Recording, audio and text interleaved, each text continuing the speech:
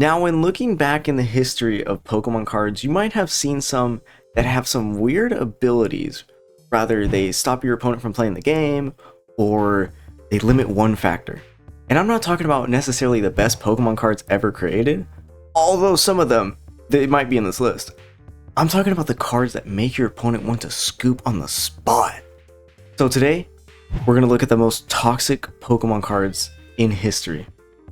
So for the first section, we got weird abilities. This is like lots of different things. So you know how when you build a deck, you put good Pokemon, good energy, items, and supporters? What if your supporters didn't even matter because your opponent was playing this card? We have Shift Tree with Shift Tree Substitution.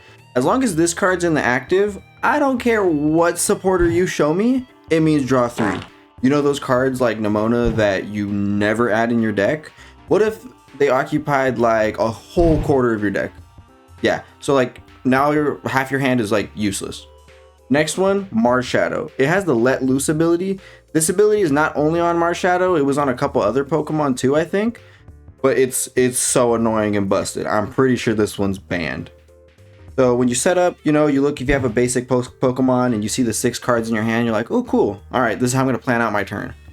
If you're going second, your opponent could just bench Marshadow, and now you're down to 4 cards. So forget about whatever hand you were trying to set up, forget about picking your starter, all that's gone, and you probably just have a garbage hand and are going to lose. So like, just play Marshadow in your deck if you want to be annoying. Okay, this next one, I personally hate this card in combination with like other annoying cards like Monkey Dory. But Monkey Dory is not that annoying because I mean at least you could play Monkey Dory, but I would never play this card. You'll probably recognize it if you play it right now. So we got Frostlass with the Freezing Shroud ability. In between turns, it puts a damage counter on any Pokemon that has an ability. It doesn't sound like that much, 10 damage, 20 damage as it gets back to your turn. But if they set up more than one, and if you for one turn forget that Frostlass is in there, I guarantee some Pokemon like Grimmsnarl or some other like bulk EX is just gonna wipe your board without you noticing. This card is infuriating. It's just, if you play physically also with this card, you better have like 50 dice in your bag because you're gonna have to put 10 on each Pokemon before your next turn's done. And you're probably gonna need extra ones for your opponent because they didn't bring enough, not knowing how annoying Frostlass is.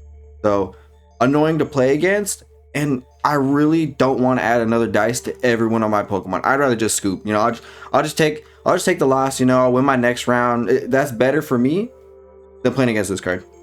You could literally say this next one is a garbage card, and you'd be right. But it's actually busted. As long as Garbodor has a tool attached, no Pokemon have abilities.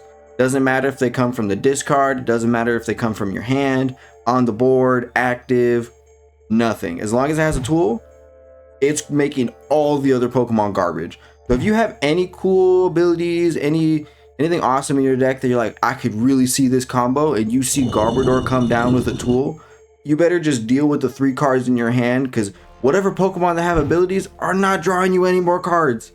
You're stuck with that trash hand and the lousy Pokemon with 60 HP in the active. It's gone. It's over. I guarantee your opponent is only playing Garbotoxin as the only ability, and they're ready to destroy your board. All right, now the next section I personally kind of like. Maybe some others might not, but for the next section, we got walls, all right? As we said, we like wall Pokemon, but I do understand, as we've seen personally, they could make people crash out and leave the table. First-hand experience. So this first one is Crustle. If you watched any regional recently in Prague, it got second, it got some other placement in top 8, it got another one in top cut.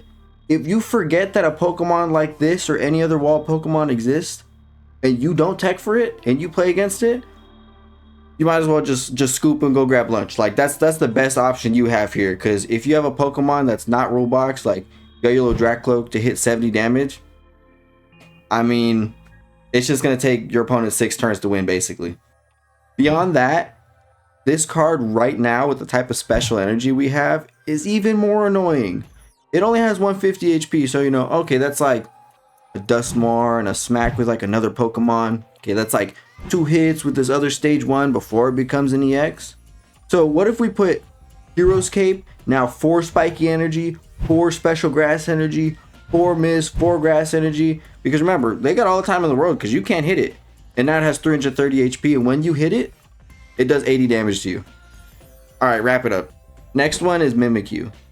This one's technically not better than Crustle because Crustle's got better stats, it's got a better attack. But this one's like the OG for the Scarlet Violet era. We've won games by just you throw this in the active and your opponent can't hit it. It's just like, especially if you put Hero's Cape on this, you put Luxurious Cape on this, you throw little potions, you put a Bravery Charm on this, and just this little tiny Mimikyu is unstoppable. People will crash out over a little Mimikyu for nothing.